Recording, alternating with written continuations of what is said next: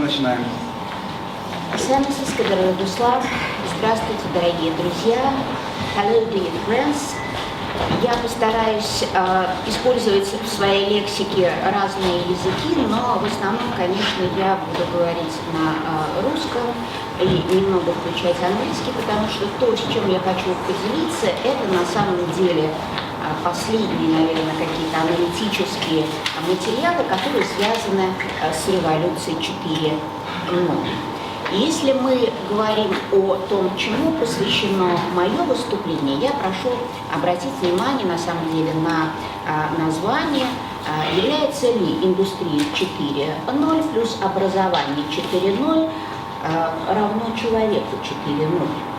Или все-таки это разные вещи, потому что мы с вами должны отвечать на то, какие изменения могут произойти в результате внедрения этих технологий. Мы можем перечислить ключевые слова, которые вы видите здесь. На самом деле для меня главные ключевые слова, которые здесь появляются, это скорость. Если я буду говорить о приоритетах, это образование, метакомпетенции и экзистенциальные риски. И когда мы смотрим с вами на... Не хочет, вот... Зашли срабатывает, да? Наверное, туда замотано. Ага, да, точно. Значит, не настолько умны пока интеллектуальные системы, как мы хотели бы на них надеяться, да? Вот. Если мы посмотрим с вами на четвертую позицию, да, то революция 4.0 на самом деле она обозначена как киберфизические системы. По сути, это дело киберфизические вызовы, хотя и Клаус Шваб в своем докладе, да, «Индустрия 4.0», он... Да. Лучше, наверное, подсказывать следующий слайд, и мы будем переключаться, Хорошо, потому что давайте. не срабатывает индустрия. Вы просто следите тогда за ходом, если вам не сложно. Клаус Шваб в 2016 году на Всемирном экономическом форуме в Давосе высказал немало интересных мыслей в связи с революцией 4.0, хотя я могу сказать для вас, чисто для информации, этот проект был начат вообще в принципе в 2000-х в Германии, в Соединенных Штатах Америки, да, индустриализация 4.0.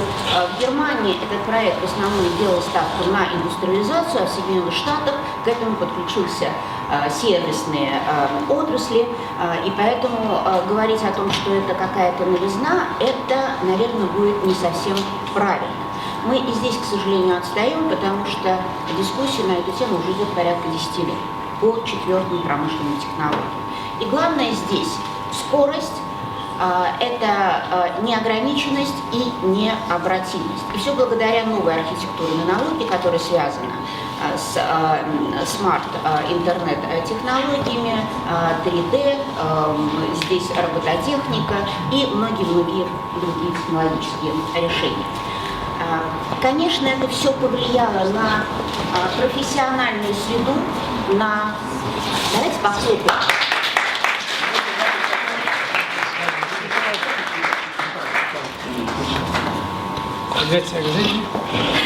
К нам присоединился Индус Закович Тагиров, академик, ученый, тоже сегодня знаменитый фикрик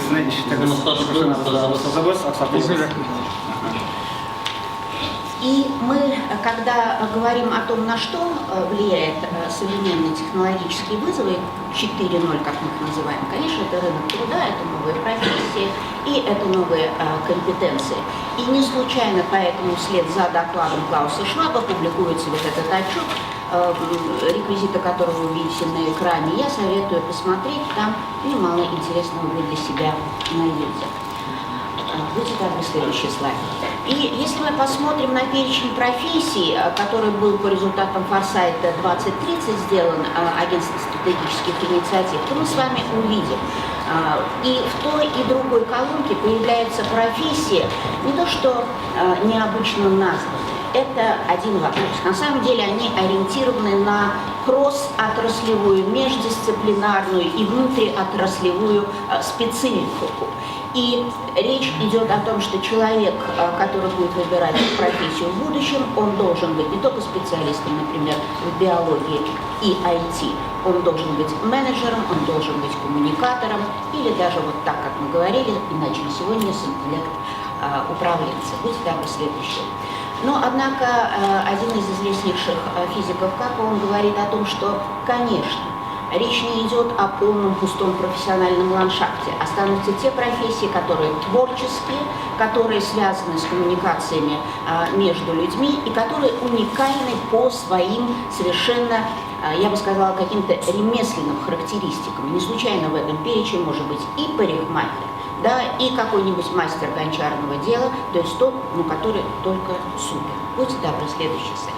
И когда мы видим, какие же драйверы, да, какие вызовы давят на образование, то мы здесь увидим множество факторов, на которые я хотела бы некоторые из них обратить внимание. Что-то вы читаете, видите, если не понимаете, то меня спросите, я переведу. Но на самом деле это вопросы, связанные с развитием информационных технологий, большой базы данных. И немаловажно, посмотрите в середине слайд, который говорит о продолжительности жизни, рост продолжительности жизни. Будьте добры, следующий слайд. И здесь мы переходим к тренду, которое влияет на образовательную систему. И первый тренд, он говорит о том, что образование становится жизненной необходимостью. Второй, пожалуйста. Образование будет на протяжении всей жизни. Вот сейчас тот, кто учился или учится, они просто должны забыть, что тот сценарий, который был раньше, получили образование, вышли в профессию, он закончился. Он не для нас и даже не для меня. И даже уже для Ильдуса Рязаковича тоже этот сценарий уже не работает.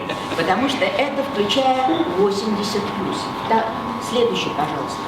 И когда мы говорим о том, как меняется формат образовательного пространства, то мы видим, что прежде всего это меняется внутренние технологии преподавания от обычного лекционного к проблемному ориентированию. И на следующем слайде вы увидите те шаги, которые делают образование индивидуализированным, проектным и ставка на того, кто нас сопровождает. То есть, по сути дела, то, чем занимается сегодня университет «Таланты 2.0», когда мы говорим о наставниках. И следующий слайд – это изменение институциональной среды. Будьте добры, следующий слайд, и я покажу, почему институциональная среда меняется. Вот картинка в левом углу. Она говорит о том, что образование можно получить где угодно, как угодно, на каком угодно ландшафте. Понимаете, вот то, что мы говорили, университет, институт, академия, то есть это институализация форм образования, они начинают стремительно меняться. Индивидуальные траектории, менторское сопровождение, коллаборация становятся необходимыми элементами этого ландшафта. Будьте добры, следующий слайд. И ключевые компетенции, которые мы здесь видим, я оставлю эту презентацию, если будет интересно, они все связаны со слова «сам». Вот все компетенции практически связаны со слова «сам», самообучение, самообразование. То есть то, что делаю я сам. К сожалению, в нашей ментальности не всегда это бывает главным. Будьте добры, следующий слайд. Но это я просто факты о том, как умные государства, вложившись в инфраструктуру модернизации образования, выигрывают в сотни раз в росте своего валового внутреннего продукта и, наверное, правильно делают. Второй момент, о котором бы мне хотелось сказать, и он тоже не менее важный, это те экзистенциальные риски, которые вызывает новый технологический уклад. Тут же Клаус Шваб в своем докладе, посвященном 4-й промышленной революции, индустрии 4.0, он говорит о непредсказуемости технологических воздействий на человека. И на самом деле человек здесь главный адресат. Будьте добры, следующий слайд. Есть немало технологий, очень серьезных, риск которых обсуждается уже давно. Я хотела бы остановиться на двух. Первый – это российский пример, это стратегия 2045, и я приглашаю вас ознакомиться на сайт с философией этого движения, которое заявляет о том, что мы хотим избавиться от старости и от ограничений того, на что накладывает наше биологическое тело. Все. Все, что мы обладаем, мы берем. Какая красота, кому это важно, пластические операции или что-либо еще, да, это то, что можно снять, оставить. Вот он, аватар до 45 года, в плане, будьте добры, следующий слайд, поэтапно расписанный, и вы удивитесь, какое количество великолепных мозгов присоединилось к этой программе. Следующее направление, это мы говорим о искусственном интеллекте. Наверное, только ленивый сегодня не говорит о возможностях и рисках этого направления. И здесь я бы предложила бы ответить так на этот вопрос. Есть много мифов, и они связаны с тем, что мы не можем прогнозировать долгосрочные какие-то факты и изменения. Отсюда страх. И возникает потребность в догадках. А что же будет? А как оно будет? А вдруг заменят искусственный интеллект? А вдруг машины нами будут управлять? Много фильмов, посвященных этой проблеме. Весь американский, так сказать, последний за 25 лет новой территории, она забита этими прогнозами. Какие же конкретные риски на этом закончу? Будьте добры, последний слайд, на котором я хотела бы остановиться. Первое – это то, что мы называем антропологическим кризисом. Скорость меняет нас с вами. Мы привели здесь цифры, вот Омар в своем фильме, что порядка 90% испытывают шок будущего и не могут или не успевают измениться.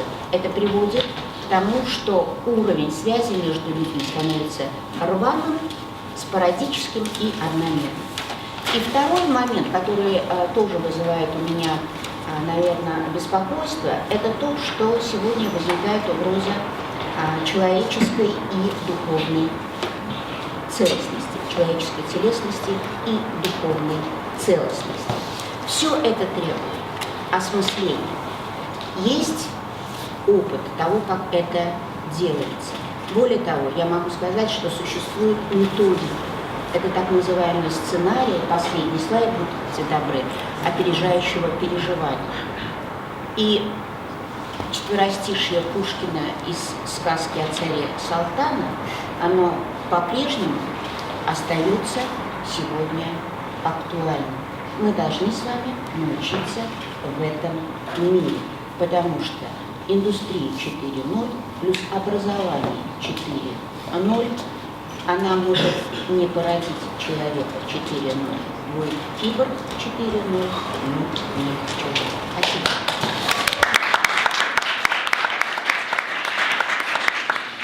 То есть потеря человеческой идентичности, да, скажем так? Абсолютно. Биологической такой. У киборга нет национальности, нет языка, нет культуры. Ему не надо это сохранить. Поэтому именно эти моменты, они сегодня подвергаются серьезному давлению. Окей. Рахмат, спасибо. Следующий, кому бы я хотел продать слово, Нияз Мансурович, директор Международной школы Казани. Вы занимаетесь с детьми, которые уже вырастают в этом изменяющемся, скажем, состоянии. Для них это не как какие-то вызовы, которые вот непонятно откуда пришли, с самого фактически рождения, с самого детства, да, то есть это ситуация, в которой они живут.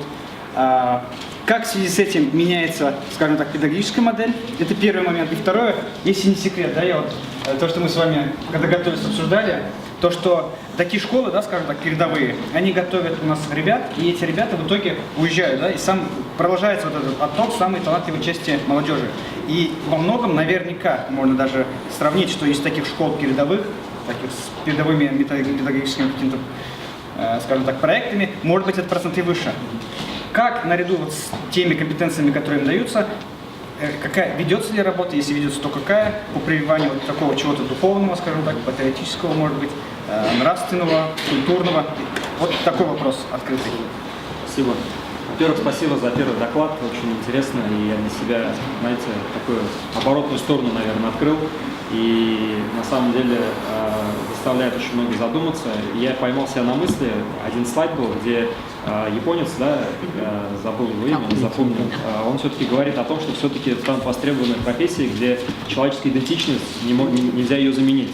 Я искренне верю, что учительство, оно все-таки останется такой профессией, хотя, несмотря на то, что мы много говорим о том, что можно уйти в онлайн, можно уйти в приложение, учиться где угодно и так далее, но, может быть, и трансформируется школьное образование, но очень хотелось бы, чтобы учителя, чтобы учительство все-таки не заменилось. Объясню почему и во что я верю. Есть так называемый social skills. И вот эта идентичность, она как раз-таки в этом случае может быть сохранена, на мой взгляд. И на самом деле педагогика, она может, там, допустим, можно использовать приложения, можно какие-то технологии использовать в конечном счете. Но когда мы говорим о развитии именно вот этих социальных навыков, общения, коммуникации, банально говорить спасибо, идентичность различная, уважение и так далее, ее через приложение только не выстроить. Поэтому мне хочется верить, что вот это учительство, его все-таки заменить будет, по крайней мере, государство не будет экономить, так скажем, за счет технологий на конкретных людях в этой сфере. Это первый момент. И отсюда вытекает уже ответ на второй момент – это идентичность. И вы знаете, мне кажется, что на самом-то деле в процессе глобализации нашего мира идентичность очень сильно обостряется. Несмотря на то, что мы все больше и больше интегрируемся, но я могу судить, давайте на одном примере, на том, уезжающие студенты куда-либо. Когда люди уезжают и, например, интегрируются в пространство там, американское, британское или многонациональное, то и национальная идентичность, она, на мой взгляд, наоборот, обостряется, чувство за родину и так далее. И вот эти вещи, мне кажется, они на фоне, на мой взгляд, то, что я наблюдаю на сегодняшний день, на фоне глобализации, для каждого человека самоопределение становится не менее важным вопросом в его жизни. И очень важно учителям этот момент поймать. Лично я, мы много говорим и обсуждали коротко про уроки патриотизма и так далее, так не научить. Мне кажется, на мой взгляд, особенно в современных детей, это так не научить, когда есть все время альтернативные источники информации. Что касается педагогики, как она должна меняться, я вообще, знаете, в каком-то смысле, так очень грубо, если говорить, в школе, когда работал в 19-й гимназии, здесь даже ученики у нас сидят некоторые, я как считал, мир поделится на две категории. Потребители и условные люди, кто будет выпускать определенные, создающие продукты, услуги и так далее. И я все время говорил, что количество потребителей, которых мы выпускаем, счастливых потребителей, которые ничто не забудут, должно резко в наших школах уменьшаться. А вот людей, теперь о чем я говорю? Мы говорим о коммуникациях. Я считаю, что такие языки коммуникации, как программирование, языки программирования тоже должны стать элементом коммуникации. Но не каждый ребенок программист. И моя задача, я видел, давайте приземленно говорить, не за все Министерство образования, я свою задачу видел, строить команды из наборов навыков различных, которые бы могли создавать вот эти изменения и leading change, так скажем, То есть программист, есть продажник, есть маркетолог, есть коммуникатор и так далее. На мой взгляд, будущее как раз-таки не за competition между конкретными индивидуумами, индивидуалами, или как еще можно назвать, отдельно взятыми людьми. А мы должны от competition перейти к collaboration, то есть сотрудничеству, и развивать эти навыки. Но и потом уже этот competition, наверное, между этими командами наступает. И здесь уже, мне кажется, что если мы сделаем упор на конкретные плюсы и минусы, на развитие талантов отдельно взятых людей, мне кажется, что наши дети, по крайней мере, в этом процессе не затеряются. Это если очень коротко говорить. То есть идти по пути не какой-то универсализации, что когда у нас каждый ученик обладает каким-то набором компетенций универсальных, а наоборот мы говорим, что мы берем отдельных людей, развиваем их сильные стороны, создаем людей, которые могут их объединять, эти сильные стороны, и будущее между отдельными людьми, а между командами таких людей. Две вещи только я хотел добавить. Лично я сам сторонник так называемого passion-driven education. Если ребенку нравится делать, я не знаю, скворечники, и он верит, что он этим изменяет мир, то надо просто вокруг него создавать эту возможность и говорить, слушай, даже если это скворечник, давай подумаем, что ты еще можешь сделать. Ресайклинг можно подключить, IT можно добавить, все что угодно можно вокруг этого делать, и даже добавленную стоимость можно добавить, это одно. А второй момент, про отъезд вы сказали, я ярый сторонник запрещения любого ограничения в передвижении людей или в их правах на образование и так далее. Я считаю, что люди должны уезжать. Не должны уезжать, должны иметь право, если они хотят, на это. Но я считаю, что мы, как люди, представляющие, я в том числе муниципальную власть и так далее, мы должны все делать для того, чтобы эти люди хотели вернуться. В Сингапуре, например, я учился 2 недели буквально, каждый день новый спикер. Каждый спикер отучился за границей. Каждый. Британия, там, Шотландия, там, любой, если взять, Америка, все что угодно. Но все они вернулись обратно. Я считаю, что ничего плохого в этом нет, учиться у лучших. Я считаю, что нужно направить свои силы не на то, чтобы ограничить это движение, отвечая на ваш вопрос, а на то, чтобы эти люди хотели сюда возвращаться. Создание рабочих мест, создание инфраструктуры и так далее, и так далее, и так далее. Вот это моя позиция. А если для того, чтобы условия стали хорошими, нам нужны эти люди? Пока этих условий нет, то есть это как вот здесь, яйцо или курица? Это яйцо или курица, да, и я считаю, что... Тогда давайте вам отвечу, тут можно как бы долго говорить, был такой Гейдар Алиев, если я не ошибаюсь, и он запустил точно такую же программу, как у нас Алгарыш, просто они, по-моему, то ли позже, то ли раньше сделали, мы задали такой же вопрос. У вас, говорит, ребята уезжают, они же не вернутся. Он тогда сказал, ну и что, зато они представляют Азербайджан на мировой арене. И это контакты, это бизнес-контакты со своей родиной, бизнес-контакты со своей страной и так далее, и так далее. То есть мы за счет этого только будем развиваться. Как минимум сильная диаспора, да? Да. Это уже актив. Да. Есть. Спасибо, благодарим. Это очень коротко. Я знаю, что у вас очень ограничено по времени, да? Большое спасибо, что вы к нам все-таки успели, смогли зайти. Очень ценно было вас слушать. Спасибо. Желаю вам дальше. Бизурахмет. В следующих подобных обсуждениях расширенным или тем же составом еще мы эти вопросы будем продолжать поднимать. Антон Олегович, я бы хотел сейчас вам слово дать.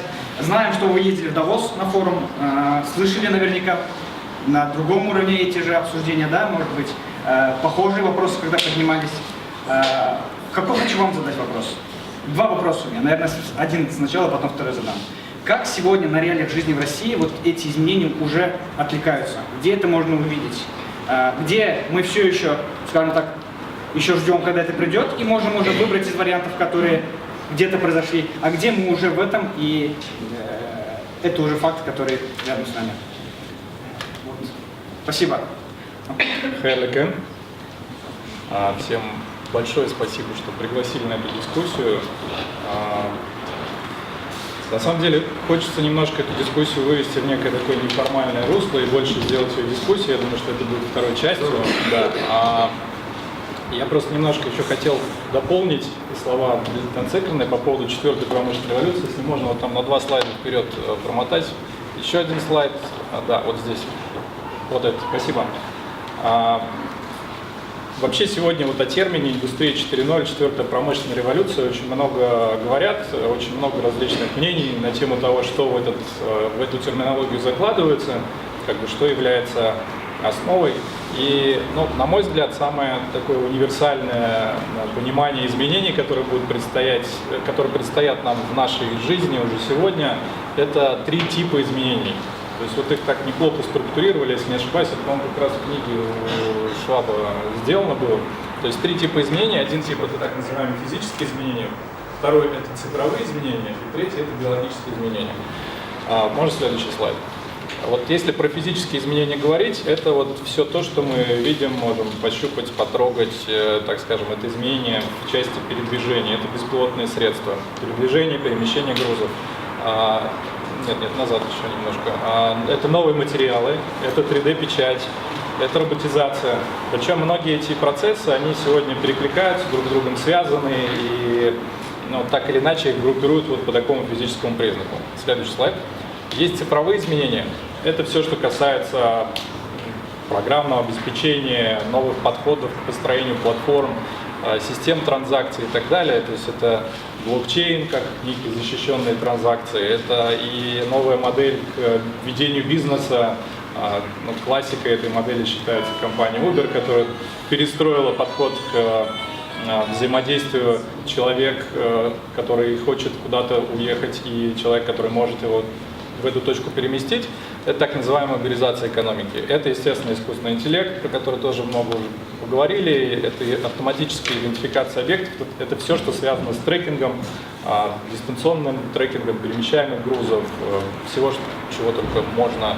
То есть все, что можно отследить, ко всему, к чему можно приклеить какую-то бирочку, RFID-метку, весь путь движения, логистику можно отслеживать. И следующий слайд, да, биологические изменения, это все, что связано с работой в области генетики, все, что связано с работой в области синтетической биологии, нейротехнологии, работы мозга и так далее. То есть вот, на мой взгляд, крайне важно понимание вот этих трех групп факторов, потому что очень сложно сегодня структурировать в голове у всех, что это за изменения, потому что их очень много, и вот как бы вот разбить это все на 3 группы, это очень важно, и отложить это в голове. Я принципиально вот хотел перед тем, как ответить на ваш вопрос, на это сакцентировать внимание. И, соответственно, если говорить про развитие отдельных государств, если говорить про диалог, который был в Давосе в этом году, самый, наверное, важный тренд сегодняшнего дня, с которым все сходятся, это тренд того, что в экономике и вообще в процессах жизнедеятельности людей сегодня очень много неопределенности. Никто не знает, к чему приведет та или иная технология, к чему приведет развитие той или иной технологии, как поменяется экономика, как поменяется мир. То есть вот эта вот, так скажем, непредсказуемость, она ведет к тому, что для отдельных государств это как некая игра. То есть если вот ты поставил на развитие той или иной технологии или поставил на развитие того или иного тренда внутри своей страны, вот как такой стратегия развития, ты либо можешь очень сильно проиграть, либо можешь очень сильно выиграть. И второе, что важно, это то, что вот в условиях этой неопределенности в наилучшей ситуации оказываются небольшие государства, потому что они более гибкие. И это любые небольшие системы. И это касается не только государств, это касается и компаний. То есть крупные компании, они становятся в этих условиях заложниками своих бизнес-процессов, своих сложных систем, выстроенных в вертикали власти. И малые компании, они в этом процессе более гибкие. И вот тоже в Давосе в этом году как раз Джек Ма говорил про 3 цифры по 30. Там был такой термин, его нет в презентации, просто попробую сказать. Он сказал, что вот самые важные вещи, на которые стоит обратить внимание в будущем, это первое, то, что обязательно нужно смотреть на поколение вот так называемых ребят, которые до 30 лет. Это те, кто будут, это, во-первых, те, кто рос, развивался уже в эпоху появления и развития интернета. То есть это уже некий такой новый взгляд на вещи. И это именно те люди, которые будут вот эти технологии внедрять, менять в течение ближайших 20-30 лет. Второе это компании численностью до 30 человек. То есть они будут, в принципе, двигать экономики и менять эти экономики. То есть появление новых технологий, их внедрение будет в первую очередь прослеживаться в небольших командах. То есть это не какие-то огромные корпорации, где тысячи людей, а это именно небольшие компании. Вот третий тренд, к сожалению, забыл, если вспомню в конце, потом еще скажу. И поэтому, если говорить про Россию отдельно, наше большое преимущество, особенно если мы говорим про Татарстан сегодня, вот все те 3 группы изменений, которые будут происходить, которые уже происходят, они связаны с развитием инфраструктуры. Даже та же самая инфраструктура телекоммуникаций, она является определяющей. То есть тот же самый интернет, который в России по уровню находится на топ в мире. То есть если мы сравниваем, конечно, не государство, не город-государство, как Сингапур, где действительно там очень высокий уровень проникновения, а именно вот географически растянутое государство, в этом плане в России, если мы берем, особенно, еще раз повторюсь, Республику Татарстан, в Татарстане самый высокий уровень проникновения интернета в нашей стране, ну, если не брать Москву, как отдельный субъект, Петербург. И поэтому это дает очень большие возможности для развития любых платформ на этой инфраструктуре. То есть на этой площадке можно создавать все, что угодно. То есть все те технологии, которые сейчас были описаны, они в принципе являются, то есть без этой площадки они работать не будут. И поэтому использовать эти возможности нужно, даже не то, что нужно, их обязательно нужно использовать, иначе вот в этом быстро меняющемся мире можно проиграть. И поэтому вот и говорят, что маленькие государства, особенно сегодня, это примеры такие, как Люксембург, Израиль, Объединенные Арабские Эмираты, то есть государства, которые небольшие по численности человек и по территориям, они начинают играть в уже новую игру на мировой арене. И эта новая игра называется гонка технологий. И не менее важная история связана с законодательным обеспечением всех этих процессов, потому что многие из тех процессов, которые я назвал, сегодня в рамки законодательных правил просто не попадают. То есть даже для того, чтобы эта технология была внедрена, вроде бы государство понимает, что это нужно сделать, но на законодательном уровне для этого обоснования нет. То есть это противоречит действующей модели некоторых законов. И это тоже вызов для государств. Соответственно, кто быстрее подстроится, тот быстрее и уйдет вперед. И вот, как бы, если коротко, это вот, наверное, такие самые важные вехи, которые, на мой взгляд, сегодня являются определяющими в конкурентной борьбе между разными странами нашего большого развивающегося мира. Если у уважаемых экспертов, если у зала будут вопросы, естественно, вы можете задавать. У меня есть такой вопрос, что есть, скажем так, такой вопрос, точнее, у меня. Есть такие прогнозы, то, что как бы есть такое предубеждение, что это в первую очередь касается гуманитарных профессий, да, что все эти риски. Но сейчас говорят, что наоборот, что технические профессии точно так же под риском, скажем так, да, и что сегодня программисты, да, что завтра, возможно, что-то с учетом развития интеллектуального, там, искусственного интеллекта и так далее, что это тоже подвергается большим рискам. Что на этот счет вы можете сказать и как сегодня подготовка в этой сфере, да, профессионалов учитывает вот эти возможные риски в этой сфере?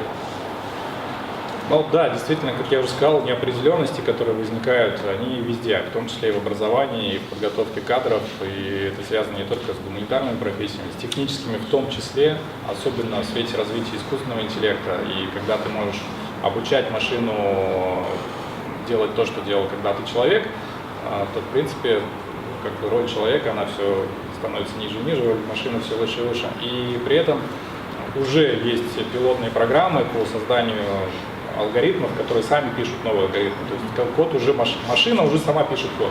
В принципе, это вот сегодняшний день. Да, и, соответственно, если говорить о разработчиках, то, конечно, для разработчиков в том числе это риск, но пока все-таки это, наверное, больше скептиса в этом вопросе, потому что в написании кода сегодня очень важно творчество. То есть, и как бы чем отличаются вот наши программисты от программистов из Индии образца 10 лет назад, это то, что наши все-таки немножко оптимизируют этот код, делают его более удобным, и, соответственно, у него чуть больше возможностей для развития. А как вот писали в Индии код, это просто километровые строчки, вот, как бы, очень техническая работа, вот, которую точно можно заменить машинным трудом. Но сегодня в Индии тоже научились уже делать хороших программистов, там хорошие уже программы, свои вузы, свои программы подготовки кадров, и уже большая история. Поэтому, конечно, риск есть. То есть, отвечая на вопрос, для технических специальностей риск тоже есть. Но для технических специальностей возможностей сегодня значительно больше. И эти возможности стоят на стыке двух пока еще не связанных дисциплин. Вот у нас пока, к примеру, биология с программированием, она не очень дружит. Хотя вот здесь слайд, на котором мы остановились, это биологические изменения, они все про это. То есть как подружить биологию с алгоритмами, с обработками данных, вступаемых из каких-то исследований, или наоборот спрогнозировать эти исследования, чтобы не смешивать какие-то препараты, если мы берем химию в пробирке, а именно имитировать этот процесс. Это уже тоже все реальность, это уже не выдумка какая-то, это очень сильно ускоряет работу различных лабораторий. И вот именно стык новых, то есть новые профессии, это стык не связанных ранее специальностей. Соответственно, это огромная возможность для технических специалистов, которые, вот как уже тоже когда-то Цыпина говорила о том, что абсолютно согласен с тем, что тренд обучения, обучился, закончил вуз и больше не учишься, он все закончит, про него можно забыть. Тренд учишься всю жизнь, это то, что мы сегодня уже имеем, потому что технологии изменяются слишком быстро. За 4-5 лет то, что вы проходили в школе или в вузе 5 лет назад, уже может быть не актуальным. Если вы не актуализировали свои знания, вы просто потеряетесь в этой среде. И, соответственно, вот если, грубо говоря, среди вас здесь есть те, кто уже закончил или учится на какой-то специальности, подумайте о том, чтобы через 5 лет или после выпуска, или параллельно обучаться по какой-то специальности, вообще не связанной с вашей текущей профессией. Но многие сегодня сходятся во мнении, что вот кодинг и программирование, как вот сама сущность, она уже становится второй математикой, и в школе она должна быть как обязательный предмет, потому что да, это как бы общая компетенция, которая должна быть у всех на базовом уровне, потому что это развитие логики, и все эти процессы, вот все эти технологии, которые так быстро меняются, их можно понять и успеть в них строиться только если у тебя есть этот базовый навык. Ясно. То есть, скажем так, эти скорости уже увеличивают требования Да. и в этой сфере. Спасибо. Да. Обычный вопрос. И для того, чтобы, скажем так, закончить вот этот первый раунд, да, у нас выступление, и в конце уже перейти к обсуждению. Индус Ризакович, сізге сөз бересі келе. Біз мында орыс тілінде де, татар тілінде де сөйлесеміз, сізге ничек жайлы. Мы вас знаем как ученого, как академика, который үз вакытында, бүген дә татар милләтнең, татар халкының үз юлы бар дип санаган кешене. И в связи с этим вопрос, за что вот боролись тогда, какие вот эти ценности, о которых стояли, и насколько эти ценности важны, актуальны, видны сегодня и в будущем. Первая часть вопроса, и, наверное, потом в конце я еще икенче сұрау да болады. Менә без утырабыз, ике телдә сөйләшеп. Күпләрнең менә шундый өстенлеге юк. Сезнең әле тагын бер өстенлегегез бар, тагын бер чит тел беләсез. Кайберләрегез икене дә белә, ишне белгәннәр дә бар. Менә бу кешенең мөмкинлекләре, сүз менә шушы мөмкинлекләрне киңәйтү турында бара. Понятно,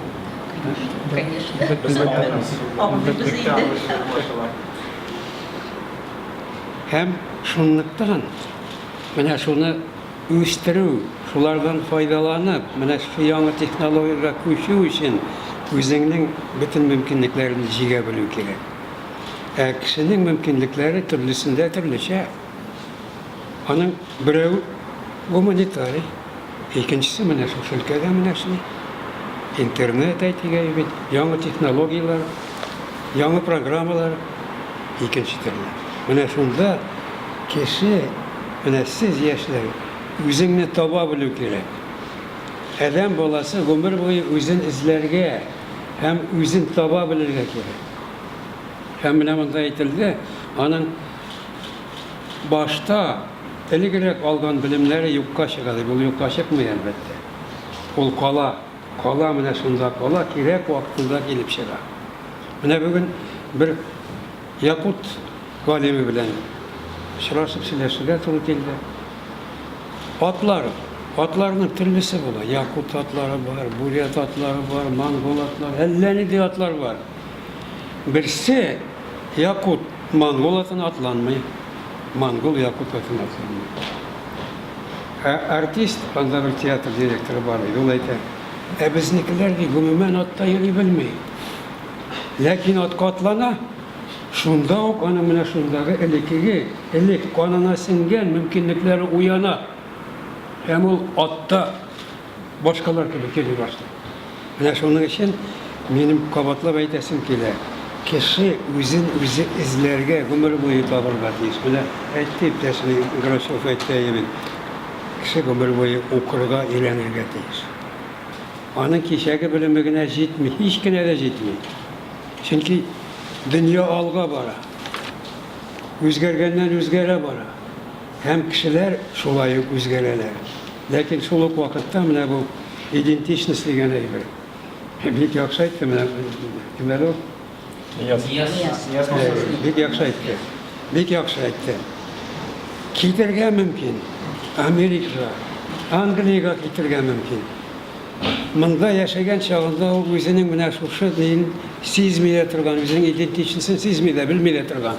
Чөнки шушы камалышта яшәй ул. Шушы шартларда, шундый кешеләр белән яшәй. Тигендә баргач бөтенләй башка, тел башка, яшәеш башка, ашау башка, җырлар башка, бөтенсе дә башка. Һәм аның уяна менә шушы үзенең миллилеге уяна. Аның менә шушы үзенең кем икәнлеге уяна. Һәм менә күпләр шуннан да шуннан әйләнеп кайталар үзләренең менә шушы илләренең патриотлары булып. Бар, күпләп кайтучылар бар шуннан да.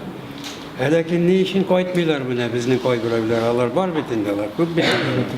Ни өчен кайтмыйлар? Минем күргәнем дә бар. Ничек хәлифләр торган икән дә бу әйберләрнең. Менә читкә чыгып китә торган диләр. Мин Төркиядә шушындый югары кадрлар, эшче кадрлар әзерли торган колледжда булдым. Анда менә шушы бөтен яңа технологияларны бөтенсен өйрәтәләр, шушы эшчегә өйрәтәләр, чит тел белән чыгарып җибәрәләр. Әзер Бұлар Германияда кирәк юкка гына түгел, бит 2 миллионнан артык төрек яши. Алар бит гастарбайтерлар түгел. Алар менә шушы өлгергән рәвештәге бөтен менә шушы яңалыкларны сизеп белеп тора торган кешеләр. Алар кирәк. Менә шунлыктан булары кайтмаска да мөмкин. Ни өчен кайтмаска мөмкин? Чөнки илендә аңа эш юк. Менә шуның өчен безнең Россиядә бүгенге көнне киткән кешеләргә мөмкинлекләр тудырырга, кайткач сиңа менә шундый урын булачак, шушындый эш булачак сиңа. Син һәр вакытта кирәк илеңә. Ул менә шушы кирәклеген белсә, әлбәттә аның әнә шушы миллилеге истерәп алып кайта. Һәм кайтырга да тиеш. Менә шунлыктан сезнең менә бүгенге шушы очрашуыгыз менә шундый белгечләр белән ул кирәктән дә кирәк. Чөнки ул сезнең моңа кадәр әле белми яшәгән, сизми торган нәрсәләрегезне уята һәм күрсәтә.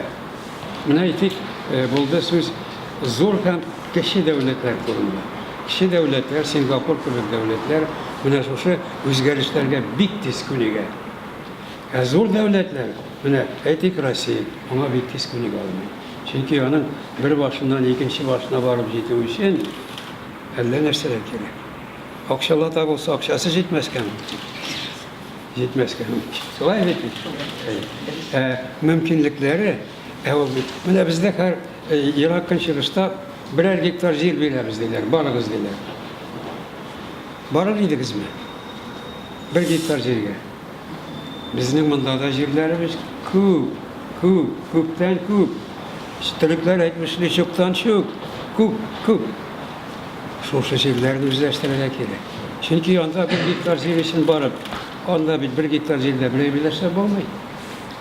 Әгәр дә инде син чыннан да шул зур эш һәм зур акчалар белән барасың икән, сиңа юк дигәндә 40, 50, 100 гектар җир кирәк. Һәм бөтен мөмкинлекләр, техник мөмкинлекләр бөтенсе булырга тиеш. Күпмедер вакыт буенча сине менә шушы салымнардан, налоглардан коткарырга тиешләр. Менә шундый шартлар булган чагында гына ана шул Ирак көнчыгыш проблемасы хәрәкәткә килергә мөмкин. Менә шушы чепчи килеш, ул берничек тә хәрәкәткә килә алмый. Һич ничек тә. Менә шунлыктан Рәхмәт. Һәм шундый сорау. Менә сез сөйләгән кыйммәтләр турында шул безнең Татарстандагы яшәгән халыкларның үзенчәлекләре дип әйтик. Алар киләчәктә дә калсын өчен, алар киләчәктә дә үз урынын алсын өчен. Менә сез алып барган көрәшнең бүгенге көндә дәвамчыларны кем итеп күрәсез? Менә шундый сорау. Менә сезнең кебек күрә. Сәләтле, иленә, халкына хурлыклы кешеләр итеп күрә. Шулай булган чагында гына безнең өчен бернинди куркыныч та булмый. Бернинди куркыныч та. Илеңне яратсаң, җиреңне яратсаң, гаиләңне яратсаң, әлбәттә синең киләчәгең бар. Әгәр дә булар юк икән, димәк, синнән бер нәрсә килеп чыкмаска мөмкин. Шуның өчен әлбәттә менә шушы сыйфатлар, кеше сыйфаты. Нинди генә технологик үзгәрешләр булмасын, әгәр дә кешедә менә шушы кешелек сыйфатлары, бер-берсенә ихтирам, хөрмәт белән карау, ярдәмчелек һәм менә шуның кебек гуманитар сыйфатлар булмаса, ул кеше булып кала алмый. Ул ана шул роботка әйләнеп кала. Безгә роботтан әлбәттә файдаланырга кирәк, ләкин үзебезгә робот булырга ярамый.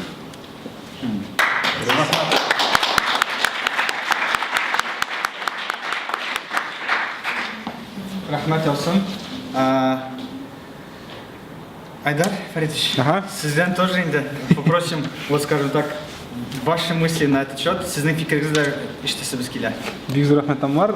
Беренчедән Тимурга рәхмәт әйтәсем килә. Без бу әңгәмәне оештыру турында уйлаганда ничек килеп чыгар икән дип билгесез иде, но кызык булыр дип ышандык. Чынлыкта да бик кызык. Шул ук бер сәхнәдә дип әйтик, яшьләр дә, балалар да минем өчен дәвати буларак инвестицияләр билгеләнде. Шундый бик катлаулы темаларга әңгәмә кылу минем өчен бик мөһим, бик зур рәхмәт. Хотел бы отметить несколько соображений, даже больше вопросов. Если позволите, я, во-первых, восхищаюсь Фройдой Танцыковной, потому что для меня это целое открытие на самом деле. И не первый год мы уже сотрудничаем с Фройдой Танцыковной, она учитель Бизур Ахмад Фройды Танцыковны. Есть в телевизоре гуляет такая реклама, что многое в нашей жизни становится приложением. И если дальше идею развивать, у меня такое ощущение, с некоторой степени даже опасения, как бы человек не стал приложением.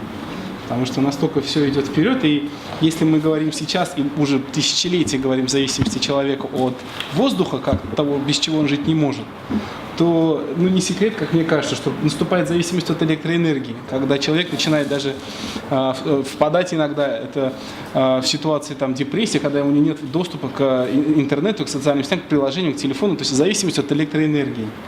И тезис, о котором уже говорилось, да, вот самообразование, саморазвитие. Мне очень приятно, что в 2010 году мы с Тимуром, да и большой командой тех людей, которые сейчас такие же, как и мы, можно сказать, в общественной среде, столкнулись с такой задачей студенческого самоуправления.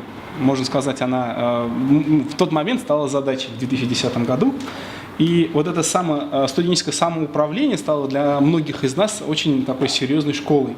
Когда мы оказались в ситуации, когда мы вместе с другими, с такими же студентами выстраивали некоторые институты в студенчестве. Да? Я имею в виду институты социальные, будь то защита прав интересов, где-то вопросы бытового характера для студентов. Да? Для нас всегда были рядом примером наставники, которые подняли. И вот в 90, по-моему, еще тогда, 4-м, тоже 95-м годах студенческая поликлиника открылась впервые. Да, тоже по инициативе студенчества. То есть такие бытовые оказались вопросы. И вот ситуация вызова, она на самом деле является определяющей. И даже на прошлой неделе буквально мы на одной из встреч по вопросам информационных технологий с коллегами из Общероссийского народного форума поднимали вопрос, а кто ставит задачи для молодежи, перед молодежью. Да? Вот когда мы говорим о развитии молодежи, еще бы параллельно нужно говорить о том, кто рядом с ней ставит задачи. Потому что в зависимости от того, какие задачи, на то она и посвящает свое время, посвящает свои интеллектуальные ресурсы, достигает этой серии, как можно сказать, вызовов, да, а слабо, а мы сделаем. Вот буквально недавно в социальных сетях один пост прочитал одного из коллег из одного из московских университетов. Ситуация такая, значит, компания, которая занималась программированием одного из процессов для военно-промышленного комплекса, не могла решить одну задачу – запрограммировать один из алгоритмов. И очень большое количество грамотных, умных мужей над этой работой, над этой задачей работали, не могли. И один человек, который, так сказать, за ночь решился, сел просто, в общем, всю ночь провел и этот алгоритм описал. Он там миллиарды, по-моему, рублей или долларов сэкономил таким образом и спас имидж компании, потому что она эту задачу все-таки решила. Но, то есть, вот, для него это был вызов. А слабо сделать такое, что не могли сделать там сотрудники 20-30 человек, а он сделал за ночь. То есть уникум. Причем там ситуация, конечно, такая. Вопрос о том, Эжбармикян шул Селеста Буалларга, тот, кто генеральный конструктор этой компании, этого предприятия, приехал его поблагодарить, отметил его достижения, и там, я сейчас, это по факту то, что знаю, да, 2/3 от его зарплаты выплатил премии, когда он сэкономил там миллиарды рублей или долларов. А насколько оценивают, да, сам талант. И тот человек как бы остался с тем, что остался. Возможно, не готовой экономики, да, с этим не спорю. И в этой связи еще мне очень хотелось бы затронуть по выступлению Антона Олеговича блок социальных изменений. вот об этом я думаю, что даже можно где-то даже сказать, страшно говорить, да, о том, сколько людей может высвободиться, что будет происходить тогда. Сценарий. Да, неизвестно. Вообще, Если мы видим, да, вот один из кейсов, который произошел, это когда миграция из, так скажем, арабских стран в Европу, что происходило, да, какая социальная нестабильность сразу происходила. А что если в этой же стране люди останутся без работы? Куда? Да. И тут вопрос именно социальных изменений, о которых может тоже как бы очень важно говорить. С индустриализацией, если позволите, я бы чуть-чуть поспорил. Почему? Потому что даже та же индустриализация приводит к тому, что языки становятся приложением. И вот я, наверное, отношусь к тем, кто, я не знаю, может быть, я, честно говоря, там, не способен к изучению языков иностранных, но пока с трудом. Я очень рассчитываю, что приложения помогут мне общаться с другим человеком на другом языке, просто, то есть переводя наш диалог. Очень рассчитываю на это. Можно сказать, жду.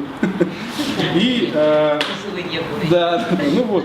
И в этой связи, опять-таки, общаясь с ребятами, которые зачастую решают задачи, которых даже, будучи еще школьниками, о которых я никогда не задумывался, я понимаю, что ребята переходят в категорию экономически активного населения.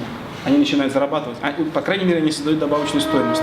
Но для них вопрос вот даже таких, казалось бы, формальных моментов оформления или уж тем более вопроса о налогах каких-то там, с ними, можно сказать, говорить рано, надо говорить с родителями, но он возникает. И это та самая неформальная занятость, как вот мы пока ее называем, да, у детей, пока они могут зарабатывать за счет своих интеллектуальных ресурсов, но не оформляя это как закон. То есть к чему это приведет, не знаю, тоже к социальным изменениям, насколько будут готовы делиться этим. Вот. Тағын бір айтып кетемін, бик зор рахмат сізге, менің Шергит Махим, һәм буду очень рад услышать мнение наших коллег из зала. Бик зор рахмат.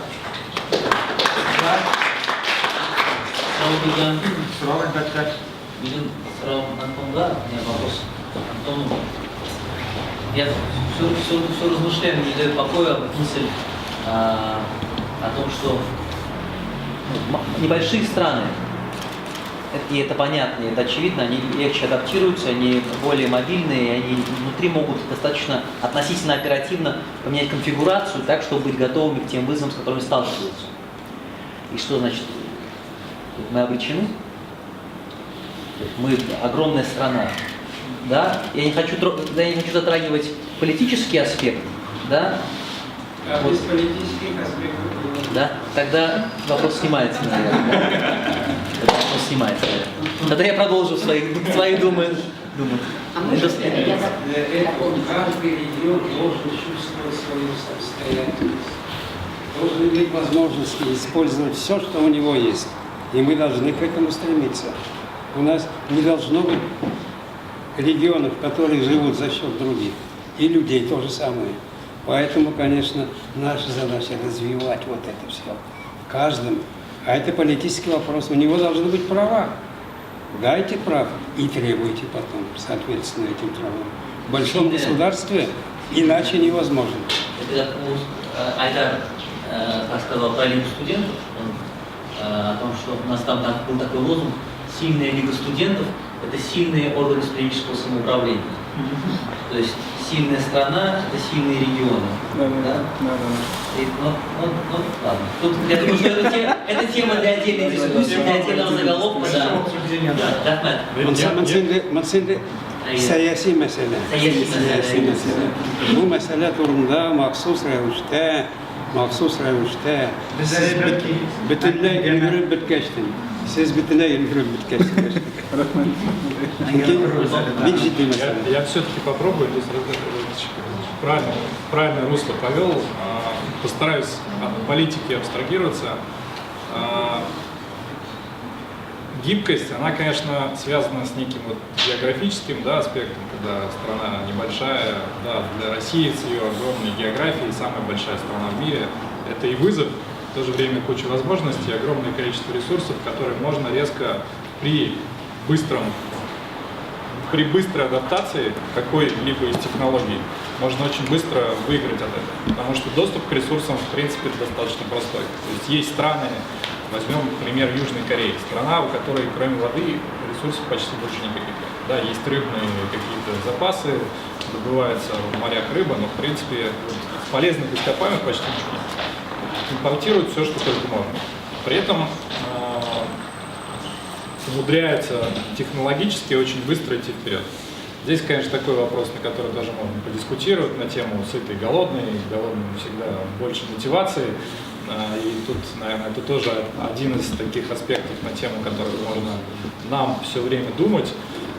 Но при этом сложнее всего, конечно, будет системам с очень большой вертикалью. То есть чем более вертикально, то есть прям вот одна там условно какая-то верхушка, и вот к вопросу о самостоятельности регионов я принципиально не хочу как бы в политику уходить, но это просто логически ведет туда, как бы в любом случае. То есть вот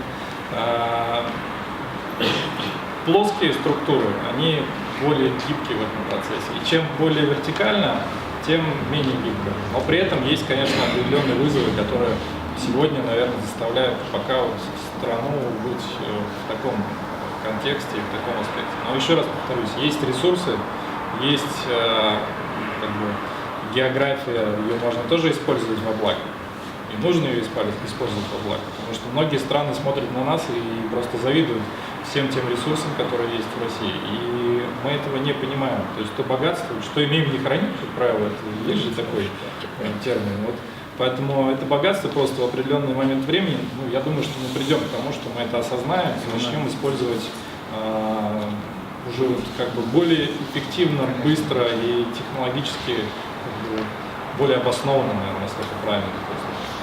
Можно я просто Да, конечно. если возможно.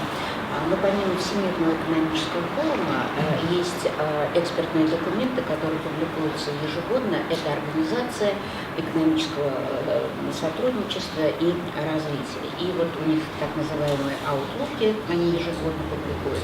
И за 2017 год пока нет, но по 2016 году идет аналитика тех стран, которые вырываются вперед по сравнению с мировыми державами, которые всегда считались на передовой. Так вот, на сегодняшний день Юго-Восточная Азия, да, во главе вот с Китаем, а Китай почти сопоставимый, ну, конечно, я понимаю, по территории это тоже не маленькое государство, но сегодня оно вырывается вперед не только как бы технологически, но и в сфере общих драйверов. Поэтому наверное, я согласилась бы там, где есть технологический акцент, вот, когда мы говорим о прорывных технологиях, там мы говорим о мобильности, изменениях быстрости, да?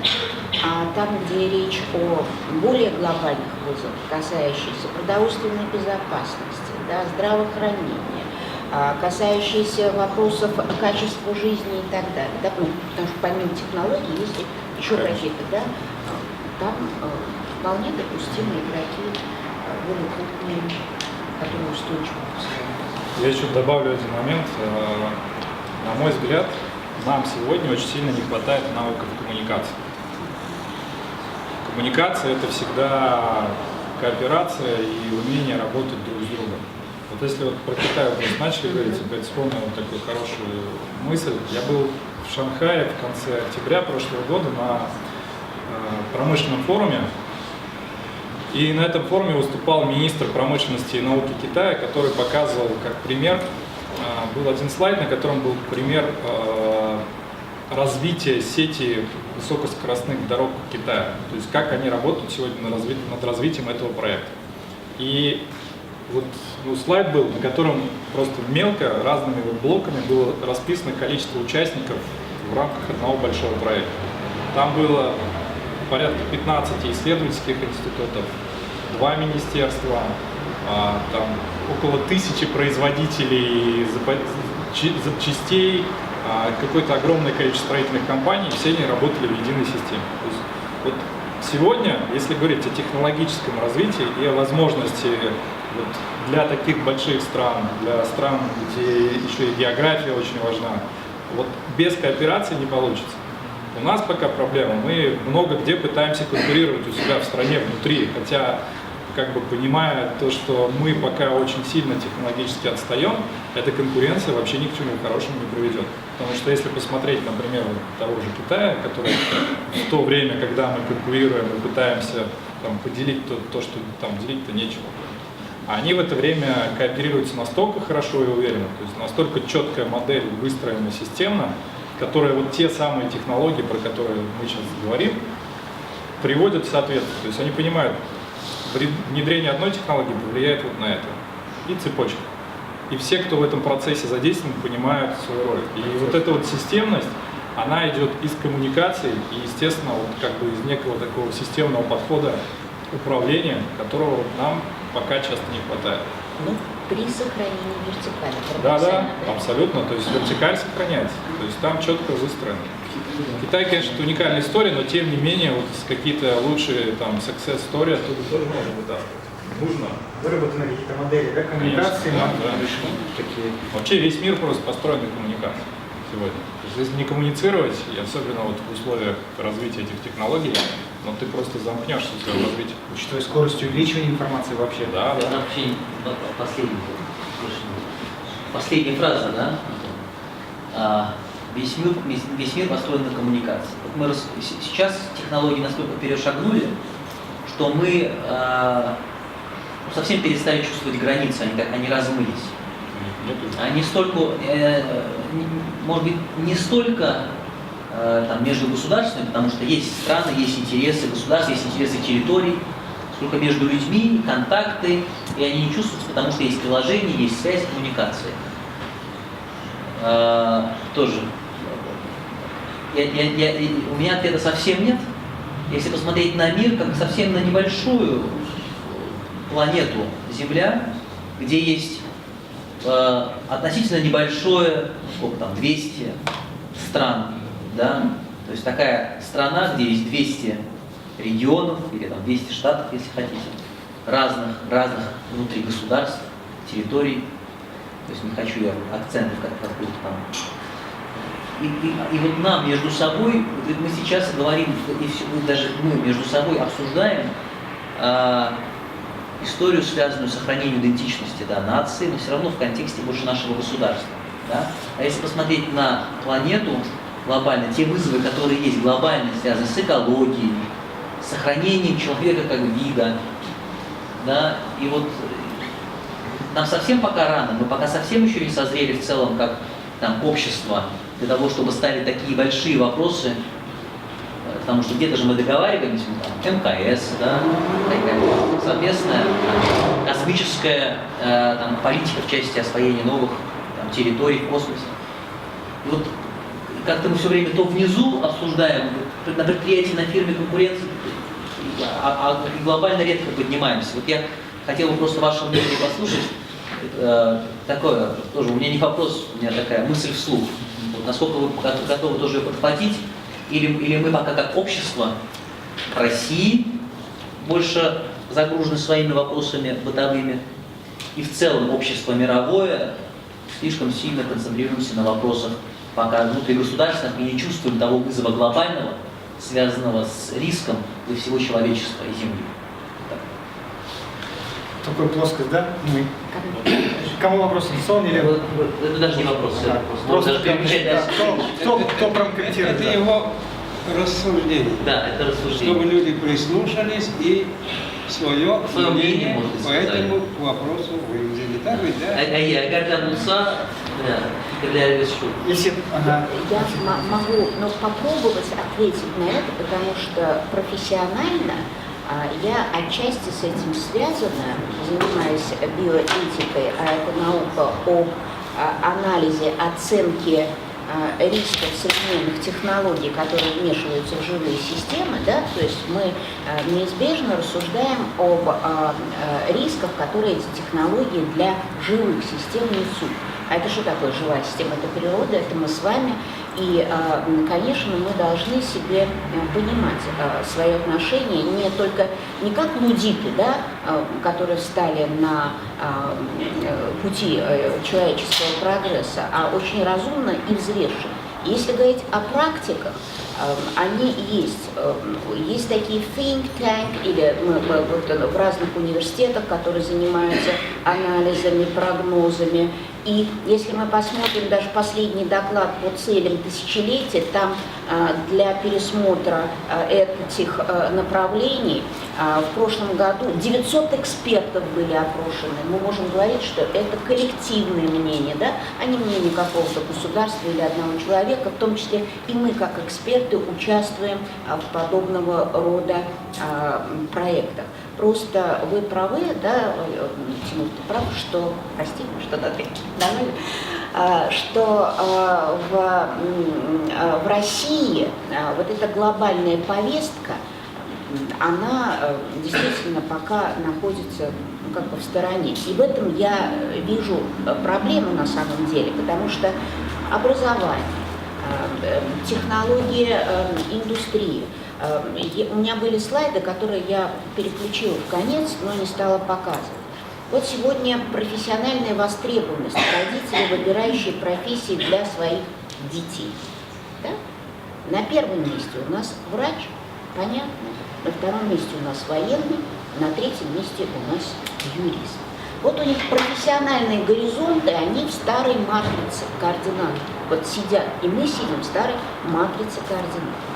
Поэтому, конечно, вот когда мы говорим, ну и не в упрек, поскольку я сама член НЭС университета талантов, да, но мы говорим университет талантов 2.0, хотя мы должны говорить уже о 4.0, да.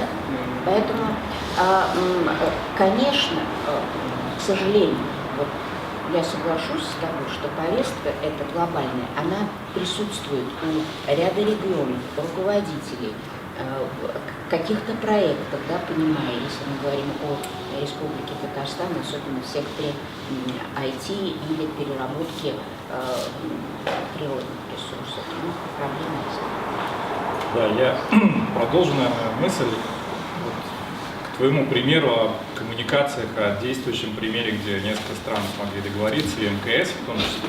Я считаю, что МКС это уже некое исключение из правил, потому что это некая монопольная история, которая родилась в Советском Союзе, и, в принципе, пока никто ничего подобного не решился создавать, поэтому там коммуникация идет, хотя там тоже есть сложности. Вот просто, опять же, парируя к Давосу, в Давосе я был на одной из секций, которая называлась «Перспективы регулирования космоса». Космоса. То есть, как бы то, о чем, в принципе... Это космос. И к вопросу о коммуникациях и диалоге. Я пришел туда, просто мне было интересно, я записался. Секция была в очень маленькой аудитории, вот, примерно 15 человек. Вот так. Из России я был единственный, кто был на этой секции. Модерировали секцию премьер-министр Люксембурга и глава Virgin Galactic, компании, которая коммерциализирует полеты в атмосферу, верхний слой. И диалог велся о том, что в этом направлении уже ведется работа. И работа сейчас ведется не в России и Соединенных Штатами Америки, или Китаем, или Индией. Работа ведется в Люксембург, Эмираты, Израиль. И они сейчас выносят уже какую-то версию базового права в ООН, в институт, который, в принципе, это может, ну, как бы понятно, что там будет несколько этапов принятия, но сам факт того, что как бы в этом формирует, да, повестка уже формируется. И как бы я, сидя вот в этой аудитории, я там задавал вопросы, я говорю, я из России, они окей, как бы они смотрят на меня как на представителя России, и мне очень тяжело на тему космоса рассуждать, я не очень в космосе разбираюсь, я больше слушал, но тем не менее, вот к вопросу о диалоге, вот именно в таких площадках рождаются вот эти коммуникации. А на этой площадке, ну, кого-то, кто отвечал бы за космос, ну, хотя бы там мог бы что-то сказать, никого не было. И они говорят, что пока от России вообще никакой позиции нет по этому вопросу. И это проблема. Поэтому к вопросу о коммуникациях, о развитии, о технологиях, ну и просто как общее такое ликбез, просто на понимание, за основу вот некого регулирования в космическом пространстве сейчас хотят взять морское право, потому что тоже нет границ, достаточно есть нейтральные территории, там тоже определенные.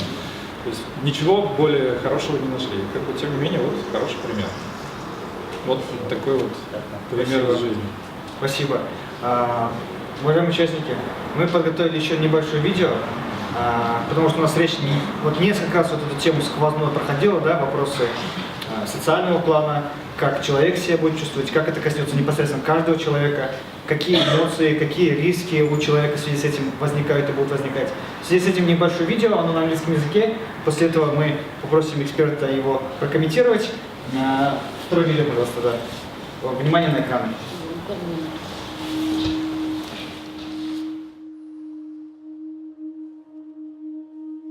We are wondering what is happening to the world.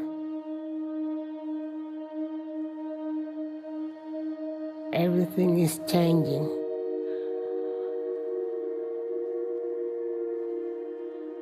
The very idea of human being some sort of natural concept is really going to change. Our bodies will be so high-tech, we won't be able to really distinguish between what's natural and what's artificial. Inside our own heads is the most complex arrangement of matter in the known universe. You might ask yourself, can we get to be superhumans?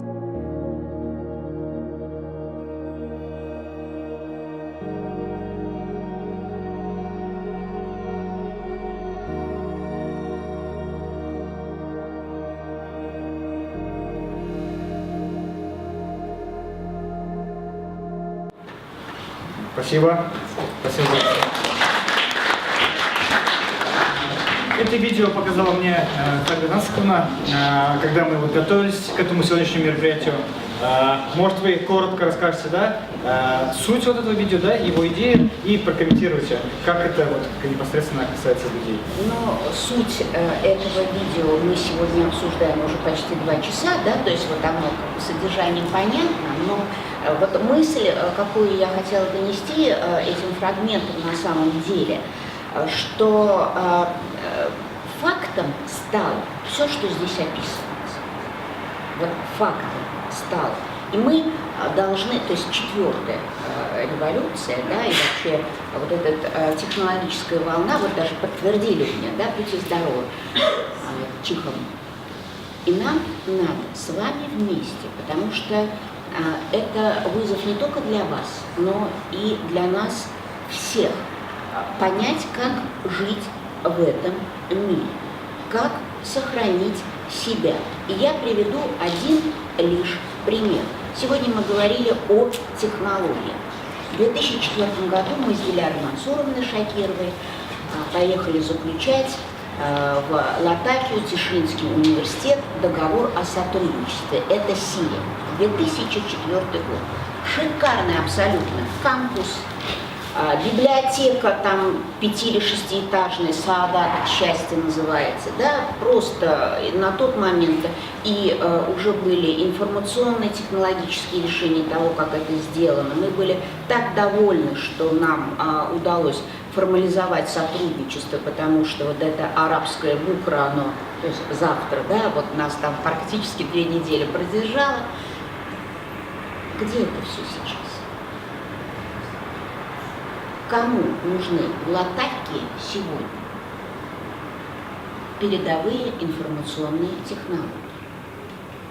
Много молодежи, много детей, которые будут расти без доступа по определенным причинам ко всем этому формату. И тогда просто я задумалась, да, вот, ну, жизнь, она очень меняется. Кто мог представить себе вчера ситуацию в петербургском метро?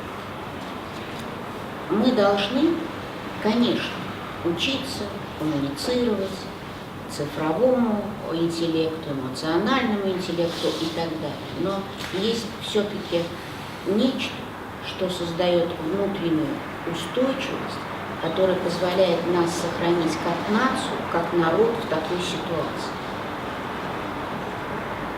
И вот мне кажется, наверное, это главное, что мы должны в себе формировать, а все остальное прилагаться.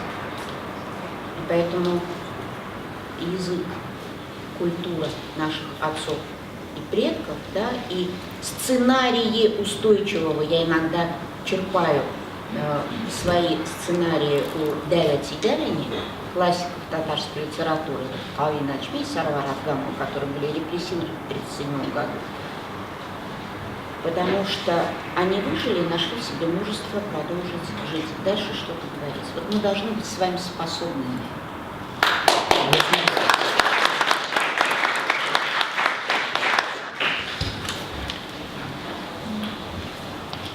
В завершении уже, наверное, по времени я уже. не думала, что так мрачно это будет. Очень это сильно зашло, конечно, по крайней мере, на меня. Но это говорит о том, что всегда нужно, во-первых, как мы готовимся к будущему, да, быть профессионалом, наряду с этим иметь свою идентичность, да, какие-то свои корни. И наряду с этим есть еще и третье. Это просто быть человеком, взрослым, готовым жить в условиях неопределенности, и что бы ни случилось, в них находить наиболее оптимальный сценарий, варианты решений, вариант своего поведения, который позволит быть успешным, выживаемым, да, в любых условиях. То есть вот три таких столпа. И счастливым, как в результате всего этого, да, еще и счастливым. То есть тут вопросы духовности, культурного, морального наследия, они такой пластом, да, все-таки проходят через это обсуждение. В завершении я бы, наверное, хотел такой резюмирующий вопрос. Перебью и добавлю кое-что. По поводу навыков есть терминология hard skills, soft skills. Мы очень вскользь сегодня об этом говорили. Просто ребятам такой вот месседж. Все уже устали, понимаю, но вот буквально секунду внимания. В будущем, даже сегодня уже, даже не в будущем, все большую ценность начинают приобретать так называемые soft skills. Это уже не знание какой-то определенной точной науки, это уже не знание какой-то специфики, быть юристом или бухгалтером. Soft skills — это про, первое, умение самообучаться, это про умение коммуницировать, это про умение работать в команде, это про умение управлять своим временем, то есть тайм-менеджмент. Вот эти навыки и так далее. То есть вот все эти навыки, они становятся сегодня основополагающими. И вам, вот как молодым ребятам, которые сейчас находятся еще на этапе обучения, или вы сейчас, так скажем, в той самой возрастной группе, когда можно и нужно в себе что-то менять, изменять, какие-то новые навыки получать. И вот старайтесь, помимо своей стандартной отличной программы в ВУЗе, вы все, наверное, учитесь где-то, кто-то уже закончил, старайтесь помимо вот своей какой-то повседневной работы заниматься самообучением, искать какие-то новые пути развития, изучайте языки, изучайте какие-то навыки по скоростному чтению. Вот это прям такой месседж. Учиться быстро читать очень важно, потому что нужно, даже говорил кто-то, что если ты не можешь прочитать книгу 250 страниц за 1-1,5 дня, то сегодня как бы ты в этой гонке технологий проиграешь. То есть нужно читать реально очень быстро. И нужно просто проглатывать вот тот объем информации, причем его еще перелопатить, пронести через свой мозг, как-то обработать. И вот этот вот навык самообразования, он крайне важен. Потому что наш сегодняшний мир, он, как информация вокруг нас, она удваивается постоянно, и все больше, больше, больше. Вот в этом огромном объеме трафика, информационного трафика, там куча мусора, это все надо отфильтровывать, нужно уметь находить важное, находить самое ключевое. И вот как бы и коммуникации друг с другом, они точно так же уже все больше в некой такой социальной среде. Вот умение коммуницировать вживую, договариваться с людьми вживую, это тот навык, которому новому поколению, к сожалению, надо учиться. Потому что новое поколение, а особенно те, кто сегодня еще учится в школе, заканчивает школу, это так называемое уже поколение Z, которое родилось после 2000-х, 2001, 2002, 2003 годов. Это люди, которые уже, в принципе, им проще общаться в мобильном телефоне, чем вживую. То есть там уже некий барьер. Вот мы сидим, общаемся вживую, а вот для школьников уже есть некий барьер. Проще написать соседу и накидать туда смайликов, то есть все эмоции улетают туда. А тем не менее, весь мир и коммуникация в мире, и какие-то проекты, вообще развитие бизнеса, он весь строится пока еще на живом общении. И вот этот навык надо в себе развивать, коммуницировать, никогда на вот этом навыке не останавливать в своем развитии. Спасибо.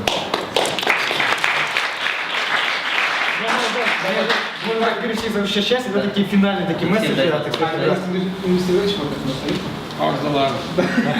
Bir iki söz gene gittim. Ondan dolayı şimdi yalarga bir narsa da kirmiyor. Bir iki söz gene gittim. Когда Антон Олегович начал говорить, я подумал, что, может быть, это как бы наш такой сподвижник большой университета талантов, потому что мы действительно за такое большое развитие soft skills, когнитивность, то, о чем говорил Антон Олегович, да, работа с большими объемами информации, видение лидерства, то есть эффективное сотрудничество в команде. Это все те компетенции, которые вот уже живут, они живут рядом с вами, просто зависит от того, ребят, насколько вы будете готовы их, во-первых, у себя развить и ими воспользоваться. Говоря о том, что как воспользоваться, то вот уже конкретное дело. Вот сейчас, если не ошибаюсь, идет чемпионат научных состязаний, мы вместе с Советом, с оператором это мероприятие проводим, и это та коммуникация, та компетенция, которая касается коммуникации живых перед большой аудиторией и вами. Поэтому все те вызовы, которые стоят, они в первую очередь, для вас, мне кажется, у вас еще больше возможностей, особенно тех, кто младше, для их решения, для их преодоления. Ну и мы будем очень рады, чтобы такие дискуссии продолжались вместе с вами, вырабатывать общие наши подходы. Юзер Рахмет.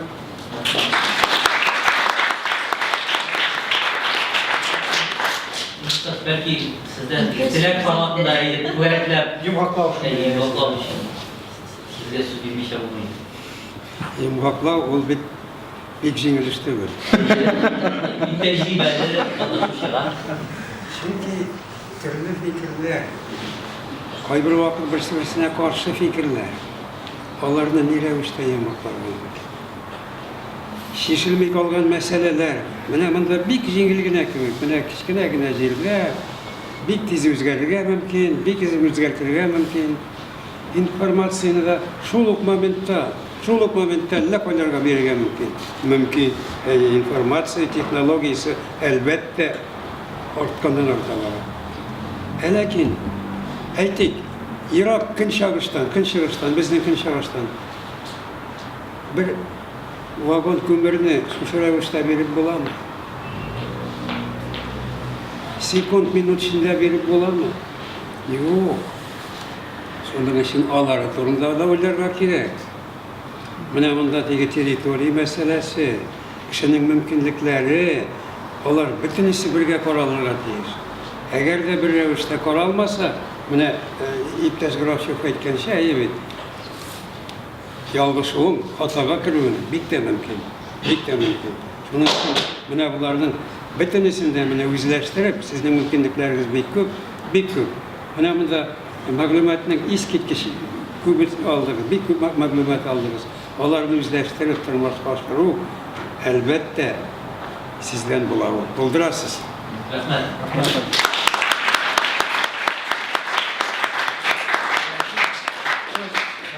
Быть в теме, да, происходящих событий, быть в тренде, но при этом не без отрыва, да, от реальной земли, тех условий, в которых мы находимся сегодня. И вот здесь надо, конечно, пройти по очень тоненькой, такой золотой середине. И те, скажем так, маленькие государства, люди, группы, сообщества, которые найдут вот эту свою узкую середину, да, вот эту тропинку свою в этом глобальном, конечно, процессе, те будут среди тех, кто у нас будет в выигрыше. Если можно, я хочу сказать большое спасибо Рахмет әйтәсем килә килгән кунакларыбызга. Сез кунаклар түгел, сез монда шулай ук безнең белән бергә оештыручылар дип әйтәсем килә. Без сезнең белән һәрвакыт элемтәдә, Индус Ризакович. Атна сайын булмаса, ике атнага бер тапкыр biz sizin белән күрешәбез, һәм сез безнең остазыбыз, сезгә иң беренче рәвештә рәхмәт әйтәсем килә. Әлбәттә, Айдар Акмалов безнең дустыбыз, һәм без хәзер менә бу елдан башлап бергә уртак проектларны алып барабыз. Талантлар университеты программасы кысаларында айрым рәхмәт әйтәсем килә Антонга. Антон мин татарча әйтәм, һәм чөнки мин беләм, Антон татарча да, русча да аңлый. Аның белән без һәр вакытта барыбер мин шалтыратканда, ул шалтыратканда беренче сүз татарча чыга, башкача булмый ничектер ни. Вот к вопросу как ощущение Поэтому Антонға да айттым, мен айттым, бүгінгі ұшырасу 2 тілде болашақ. Он говорит, ну, я сам хотел предложить. Ну, отлично. Вот. И тоже спасибо большое. И есть одна из часто произносимых мной фраз о том, что IT-компетенции для всех, английский язык для всех. Я не всегда ставлю там звездочку и ссылку, но это фактически та мысль, которую я подчеркнул от Антона, и вы тоже ее несу. Поэтому спасибо, что и сегодня вместе с нами. Фарида Тансыковна, Зур Рахмет, ну, мы всегда вместе, и это с того времени, когда я еще сам себя не помню, когда был в этом возрасте. Не надо так. В этом возрасте. Ну, у меня просто надо проводить. Только память. Ну, прекрасно. Вот. И Айрам Рахмат Альбайда Сызга, Айдаманнар, Бажитаклар, біздің быйылғы форум, билерде болған форум, бұл нәқ шушы темаға бағышланған. Анысына еткенде, бұл біздің нәқ шушы форумның тематикасының бірінші адымы. Әлбәтті, күбігіз үшін бұл бірінші танышу түгіл бұл тема білән. Әмі, меніңше, сіздің ішінде бұл файдалы, кереклі һәм сыйфатлы ұшырашу болды. Һәм соңғы сөзім ол минем үшін. Минем әйтергә теләгән сүзем ол бәхет, бізне әйткәндә, счастье. Ощущение счастья, оно же не всегда связано, и далеко не всегда связано. И чем как-то вот время больше проходит, больше опыта набираешь, ты понимаешь, что оно не связано с какими-то ресурсами, с денежными ресурсами, с качеством проживания, автомобиля и так далее. Это все атрибуты каких-то вот там успешного человека, иногда говорят, что это атрибуты, или атрибуты того человека, который добился чего-то, но оно не связано с состоянием души. И от того, счастливы мы здесь сейчас, зависит, наверное, вот, это зависит от того, в какой среде мы находимся, кто рядом с нами, о чем мы думаем, какие мысли у нас в голове, какие у нас планы. И вот здесь я хочу сказать, что для меня рецепт, конечно, я этот рецепт нашел, я в этом расту, салят ул акыл, рух һәм тел бирлеге. Это единство интеллекта, духа и языка. И вот, наверное, тут говорили про разные сценарии, про разные рецепты. Вот тот рецепт, который для меня и для многих, кто есть в Саляте, вот, наверное, вот это вот то, что заставляет нас оставаться людьми и нести в себе вот эту ценность этой идентичности национальной, как в глобальном, так и в конкретном смысле этого слова. Поэтому еще раз, Зур Рахмет, давайте все поаплодируем.